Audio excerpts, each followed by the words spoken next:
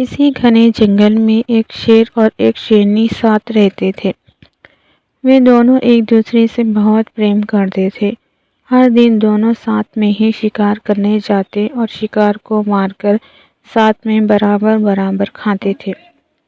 दोनों के बीच में विश्वास और भरोसा भी खूब था।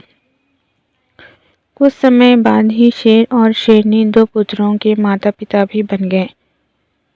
जब शेरनी ने बच्चों को जन्म दिया तो शेर ने उससे कहा कि अब से तुम शिकार पर मत जाना, घर पर रहकर खुद की और बच्चों की देखभाल करना। मैं अकेले ही हम सबके लिए शिकार लेकर आऊँगा। शेरनी ने भी शेर की बात मान ली और उस दिन से शेर अकेले ही शिकार के लिए जाने लगा। वहीं शेरनी घर पर रहती और बच्चों की देखभाल करती। बदकिस्मती से एक दिन शेर को कोई भी शिकार नहीं मिला। थका हार कर जब वे खाली हाथ घर की तरफ जा रहा था तो उसे रास्ते में लोमड़ी का एक बच्चा अकेले घूमता हुआ दिखाई दिया।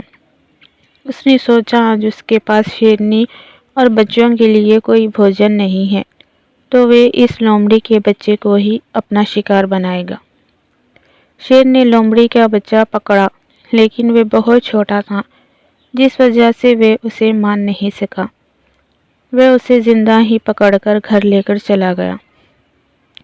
शेरनी के पास पहुंचकर उसने बताया कि आज उसे एक भी शिकार नहीं मिला।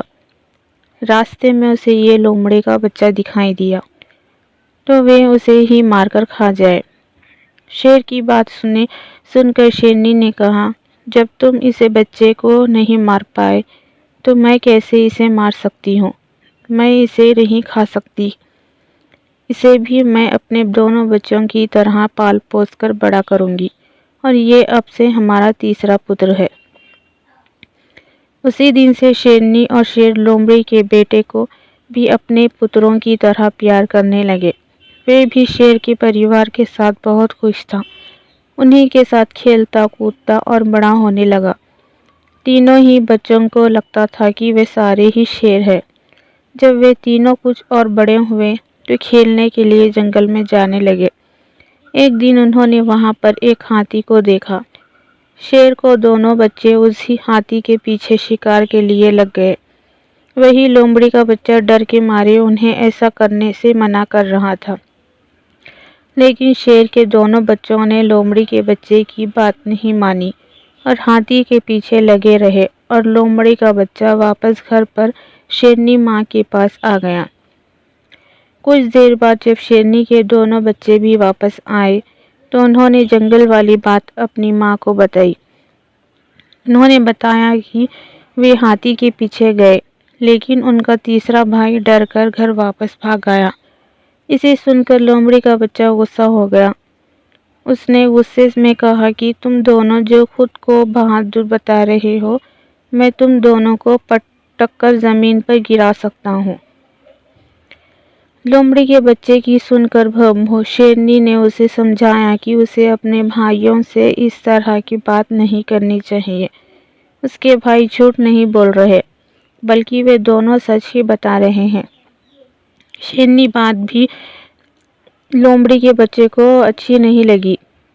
गुस्से में उसने कहा, तो क्या आपको भी लगता है कि मैं डरपोक हूँ और हाथी को देखकर डर गया था। लोमड़ी के बच्चे की इस बात को सुनकर शेरनी उसे अकेले में ले गई और इसे उसके लोमड़ी होने का सच बताया।